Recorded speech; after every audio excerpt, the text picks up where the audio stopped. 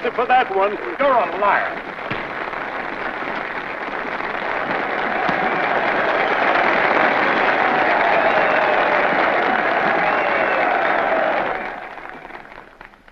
We have now heard the leading arguments for the two candidates for the high office of United States Senator from Illinois, Judge Stephen A. Douglas and Mr. Abraham Lincoln. According to the usual custom of debate, each of the candidates will now speak in rebuttal. Judge Douglas.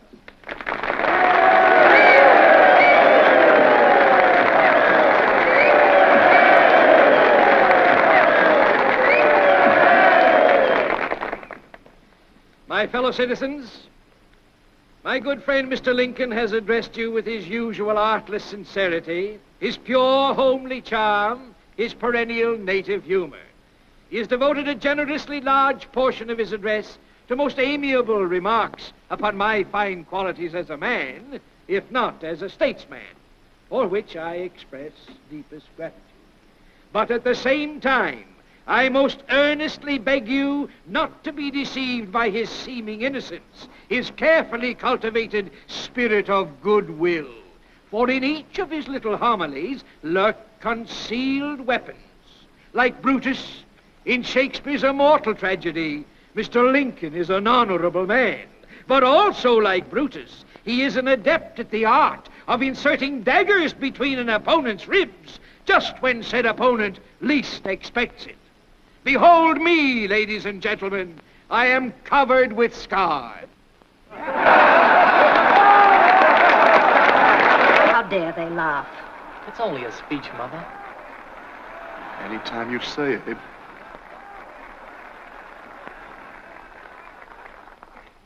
Mr. Lincoln makes you laugh with his pungent anecdotes. He draws tears from your eyes with his dramatic pictures of the plight of the black slave labor in the South.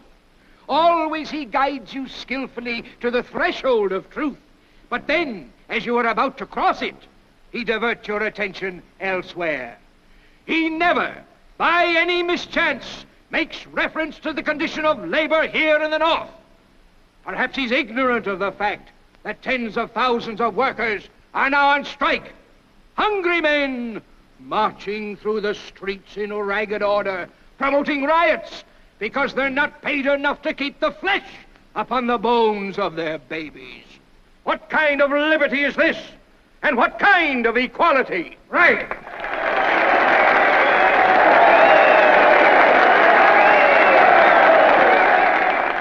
Mr. Lincoln harps constantly on this subject of equality. He repeats over and over the argument used by Lovejoy and other abolitionists, to wit, that the Declaration of Independence, having declared all men free and equal by divine law, thus Negro equality is an inalienable right. Contrary to this stands the verdict of the Supreme Court in the case of Dred Scott. Mr. Lincoln is a lawyer, and I presume, therefore, that he knows that when he seeks to destroy public confidence in the integrity, the inviolability of the Supreme Court, he is preaching revolution. He asks me to state my opinion of the Dred Scott decision, and I answer him unequivocally by saying I take the decisions of the Supreme Court to be the law of the land, and I intend to obey them as such. Now will I be swayed from that position by all the ranting of all the fanatics who preach racial equality, who'd ask us to vote, eat, sleep, and marry with Negroes? And I say further, let each state mind its own business and leave its neighbors alone.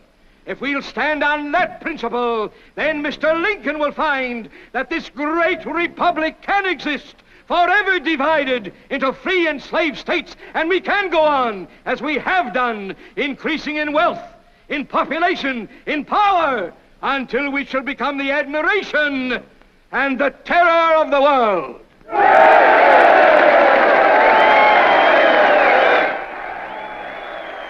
Listen to them yell, the empty-headed idiot's yelling at empty words.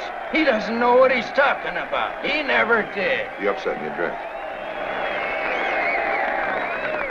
Mr. Abraham Lincoln.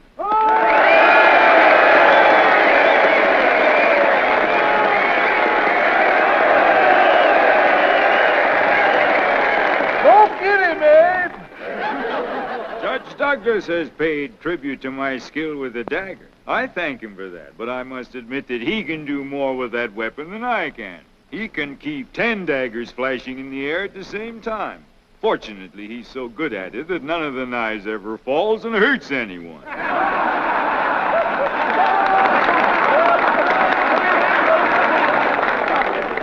Now, you've heard the judge make allusion to those who advocate voting and eating and marrying and sleeping with Negroes.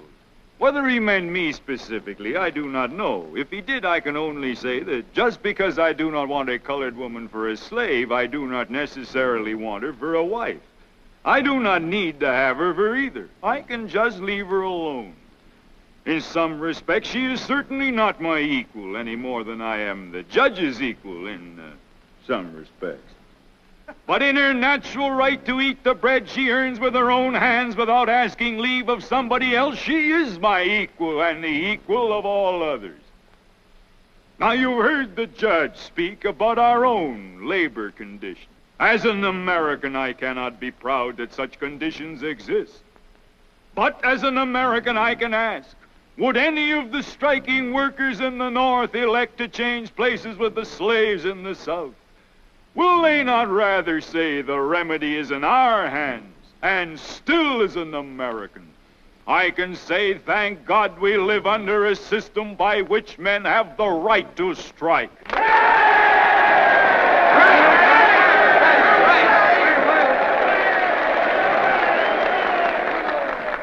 I am not preaching rebellion. I don't have to. This country with its institutions belongs to the people who inhabit it. Whenever they shall grow weary of the existing government, they can exercise their constitutional right of amending it, or their revolutionary right to dismember or overthrow it. If the Founding Fathers gave us anything, they gave us that.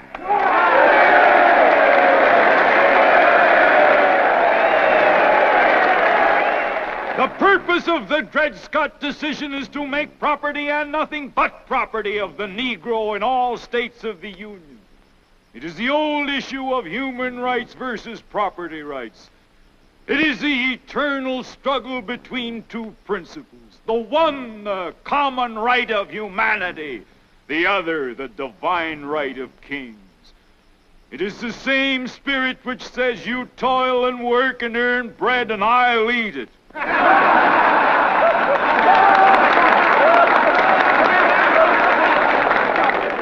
As a nation, we began by declaring all men are created equal.